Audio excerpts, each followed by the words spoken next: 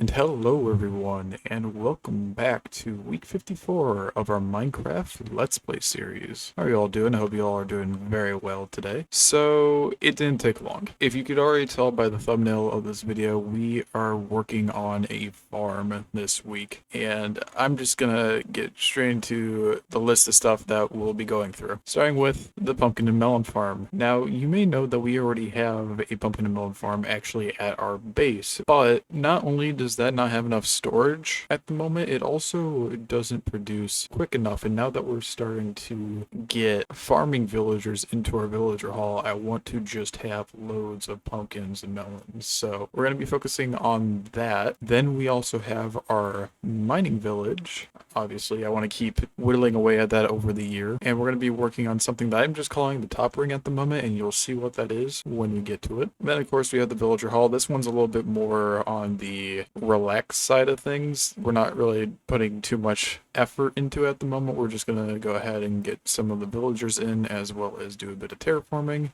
And then maybe we'll get around to doing some base improvements this week. But first, I just realized I need to go repair my tools really quick, so I will be right back.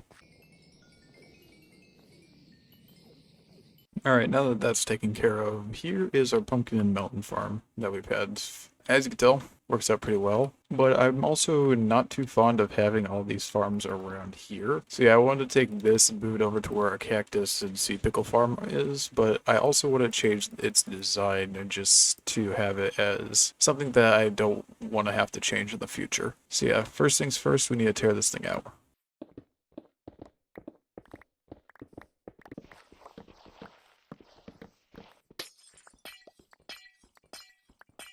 You know, I'm not too sure how to move all this out either.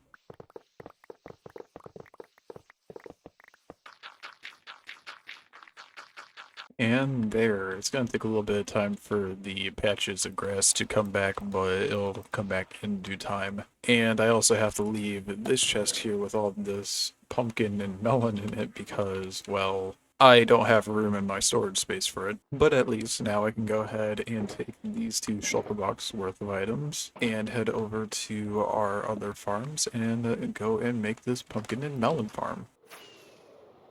Which I'm already starting to see an issue with putting this build here. This build requires us to have a 10 by 99 wide area, which I don't know if you can tell or not, but that's not necessarily here. I don't want to build it too close to our cactus farm. Well, I guess we can't actually build it that close to here anyway. So let's say we built it 1, 2, 3, 4, 5 away. So here would be our first block. So it'd go 1, 2, 3, 4, 5, 6, 7, 8, 9, 10, 11, 12. All right, we go down one then, right? So if this was our first block right here, this is how far we would have to go to get 100 blocks from the start. Meaning I'd have to clear all this out and also flatten this out. So you already know we're going to do that. Give me a second.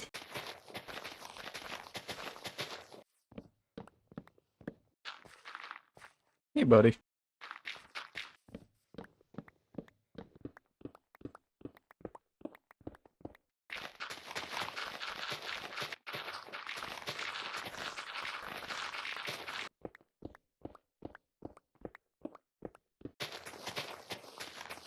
Alright, hopefully this is clear enough, or I'm gonna have to take down this wall as well as this wall. But for now, I don't feel like doing that. However, I do need to chop down those trees up there, because we need a clearance of 10 blocks, and that is not currently what I have. Alright, now while the trees are decaying, let's get started.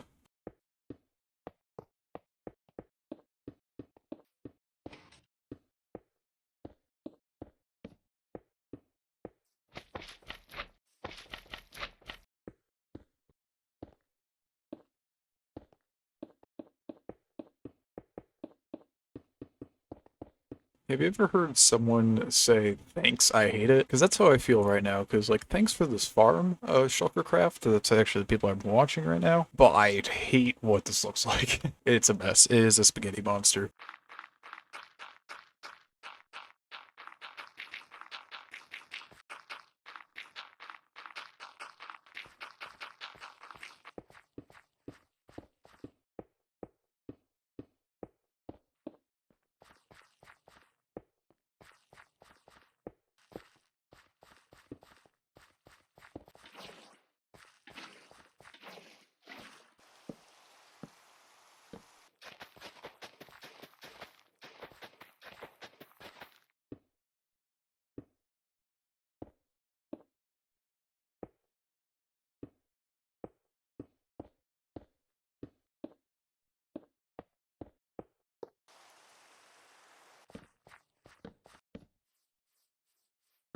There we go. Here is our melon and pumpkin farm in its baby stage at the moment because right now I'm still waiting for the crops to actually grow up, which you know what that means. I'm going to go ahead and AFK here, but then once we do that, I'll be able to go ahead and let this farm actually run for a little bit and we'll see what it gives us. Wow, we actually already have a melon all the way down there, but yeah, we're going to wait and we'll come back when we have run this for, I'd say probably for a long while, just to get like a great idea of how much this will actually give us. So yeah, see you guys in a bit.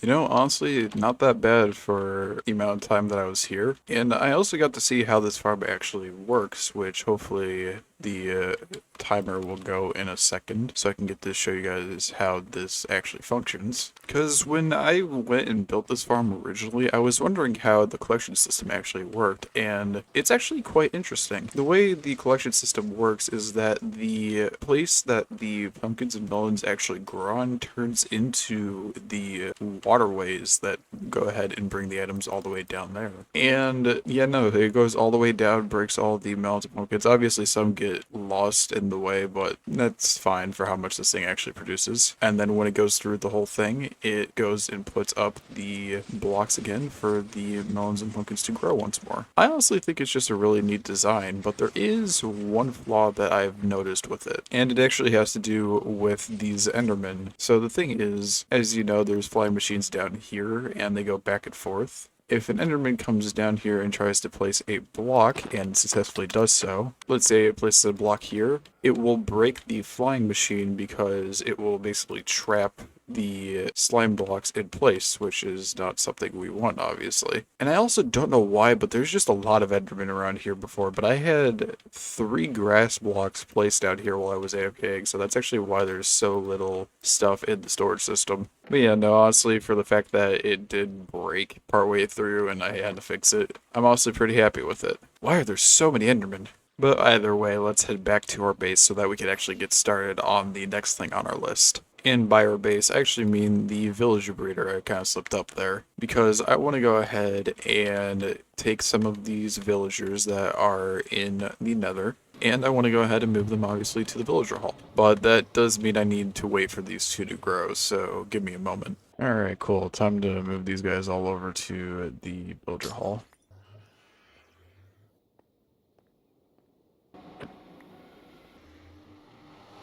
And I think what I'm going to do with all these villagers is just go ahead and turn them all into farmers, so time to go ahead and place the rails up there again. And there we go, 4 more villagers, all turned into farmers because we already finished the brewers down there. We need 2 more farmers to fill in this side, but right now 4 villagers is all I could get before I record this, so that's just gonna have to be how it is for now.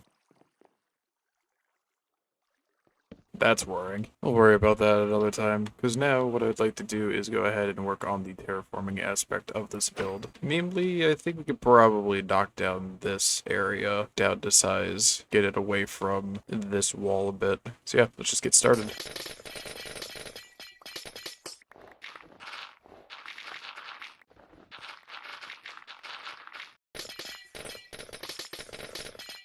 Alright, that is 5 blocks, and now just to go ahead and flatten this out just a tiny bit.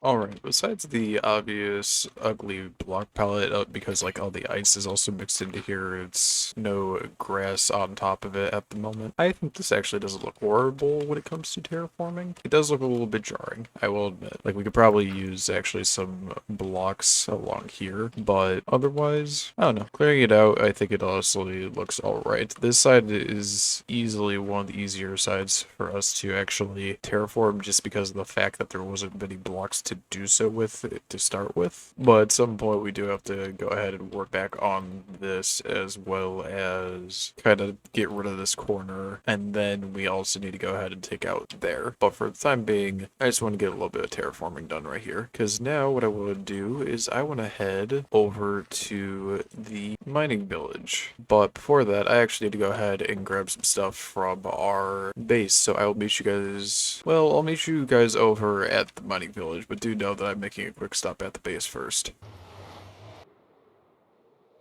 Alright, so now that we're back at the mining village, I'm actually slightly realizing that it might have been useless to make these be the log types. Or not the log types, but the wood types, because I'm now going to be working on this ring right here. And by working on this ring, I mean I'm just going to go ahead and build kind of a walkway in the circle, so that if we want to, we can just walk around. Kind of gauge where everything is, I guess. And to do that, I brought a bunch of materials. As you can see, I have all of our wood, basically, because I don't know how this is going to end up looking. My idea is to kind of have oak strips, so 2 oak circles, and then in the middle have dark oak slabs, have spruce pillars going up, and then connecting those spruce pillars with stone slabs, specifically stone brick slabs. I guess we'll have to just see how it looks, so let's get into it. My only hope is that this doesn't cover over too much, but you know, if it does, it does. If it doesn't, cool.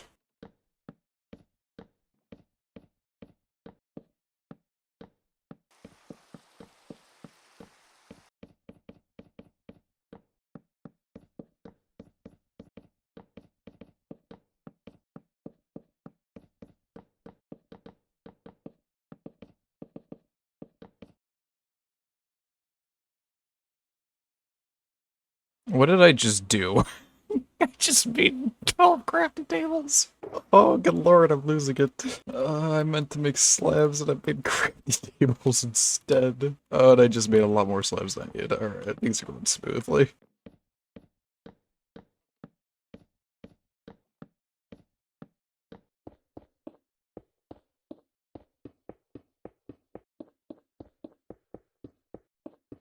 Alright, and there we go. I started questioning if I was actually going to be able to get this done on time because, well, I kept messing up with the circle on the inner ring for some reason, as well as I then decided to try and do a stone brick ring on the top, and for some reason that kept taking forever, so yeah, this took a lot longer than I was expecting it to, but thankfully got it done. And for those interested in what it looks like from the bottom, it also got a little bit dark down here. That's what it looks like. Still lets a lot of the sun through, but I don't know. I like the added detail of it. I might go ahead and connect these stone bricks with something, maybe even putting, like, who knows, a layer of blackstone between them, but for now, I think it looks fine. And it also actually makes it look like there will be something here in the future, which is nice instead of it just being a big hole. But for now, let's head back to our base, because the last thing we're going to be doing for this week is actually some very small, minor things around our base. Now, when I say small things, I mean, like, none of these should take more than probably a few minutes on my part, so we may run through these very quickly. But let's just go ahead and talk about what these things are. The first thing first is I want to go ahead and move the bamboo like I said I was going to, as well as the azaleas, because of the fact that in the coming future we actually have a new wood type coming out, and I want to go ahead and move the wood type into probably this row. So that means this is going to have to get moved because it's not necessarily a wood type. I just put it here because it can be used as a wood type, as you can see. So yeah, we'll knock these out, but we will have to figure out a place to actually put these now.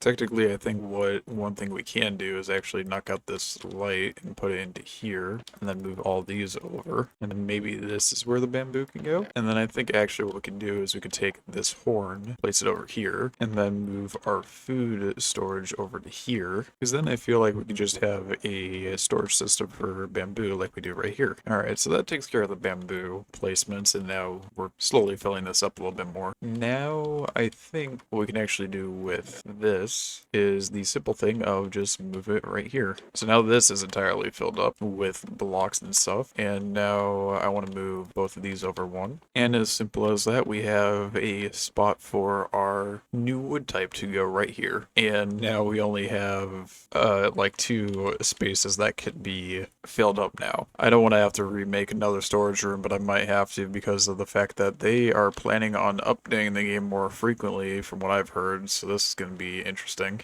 Now for the next thing, we actually need to go up to our beacon because you remember in here for some reason an Enderman got in here and placed down a rest block, and I just want to make sure that all of this is cleared. All right, and then we'll just simply go out. Now there's also another thing I want to fix due to the fact that I didn't realize this until after finishing the recording for week 52, because I went ahead and looked at the thumbnail for that video and I realized that there is one block in that entire thumbnail that's misplaced. Or not even misplaced, it's just not placed at all. And that is if we go up this stairway, you might already see the issue. If I hold out this block, do you understand? Right here, that was not up there for some reason. I guess I just maybe misplaced it, or maybe I broke the block and then never noticed. It was gonna bother me if I didn't fix that, so yeah, that's the reason why I did that. Another small detail I kind of wanted to change was the fact that in this house we don't have an ender chest, and I kind of want to fix that. So the question is, where do I want to put it though? I mean, we could have it right here as an option. I feel like no matter how I decorate this room, it's still gonna feel a bit cramped if I place the ender chest in here at least. Or I could just do that, that also works. I was gonna go ahead and put some trapdoors up here, but honestly I think just keeping it simplistic like this is fine. Now we're trying to figure that out for too long, let's go ahead and get to the other thing, which requires me actually to head to our sea pickle farm, as well as growing some glow lichen. Right, and with our glow lichen and sea pickles, we also need some lanterns, and you could probably guess exactly what we're doing, because when it turns night, we're going to go ahead and try fixing up some of the lighting issues we have around here, namely around the water wheel area. Because I'll be honest, I've tried to figure out what to do with these lampposts, and I still don't have a variation of a lamppost that I actually like, so these crane-looking things are just going to be sitting here for a long while until I can figure out something. But I guess at least while we wait, I can take out the torches here. And actually, since I know where these are going to go on this building, we'll go ahead and place the lanterns here. And then I think I actually had the glow lichen on the copper blocks like this, so I don't know, we'll have to check it out when nighttime hits, which shouldn't be too long. Yep, see, nice and, well, mostly lit up. Obviously, you can see some dark spots on the building, but I actually like having some dark spots on buildings due to the fact that I just feel like, you know, having them be completely bright the entire time isn't aesthetically pleasing, but it's also not bad to the point where there is any spot on here that goes below light level of 2, so nothing can actually spawn here. And now, before the moon sets and the sun rises, I would like to go ahead and place some blocks into here, getting rid of all this grass and just kind of lighting up the area with sea pickles, which is the entire reason why I went ahead and grabbed these. And then every so often just kind of place a glow lichen too, but I'll go ahead and place the sea pickles first. Alright, and now that we have the sea pickles placed, we'll go ahead and just kind of scatter these glow lichen around here, just give it a little bit more light. So now it's actually lit up in there. It wasn't really an issue before, but I'd rather it never become an issue. So yeah, now we just have the water actually lit up instead of it just being dark in here. I don't know if drown can actually spawn in there, but rather not find out. And actually, believe it or not, that is it for the small laundry list I wanted to go ahead and take care of around our base. Like I said, it was only going to be minor details around our base, some things that you guys might not even notice had I not told you that I was doing them, but every tiny detail does actually add into the entire aesthetic for a build, so in the end, I'm glad we still do it. But sadly, that's going to be it for this week. I hope you all enjoyed. We went ahead and remade a pumpkin and melon farm to be a lot more efficient, even though I do need to go ahead and fix it at some point, maybe even adding water under it, to be honest, to stop the enderman from breaking it, but we'll see. Then we went ahead and worked on our villager hall, going ahead adding more villagers of course and doing some more terraforming. That's honestly probably all we're going to be doing with that villager hall for a while until I have some crazy idea that I want to add to it or something. Then of course we went to the mining village, which that took a lot longer than it should have just to go ahead and build that ring around the top, but you know, it looks a little bit nicer. And then of course the little bit of details that we had done around here. So with that being said, I thank you all for watching. I hope you all enjoyed. You all take care, have a great week, and I will see you guys hopefully in the next one. Alright, bye-bye.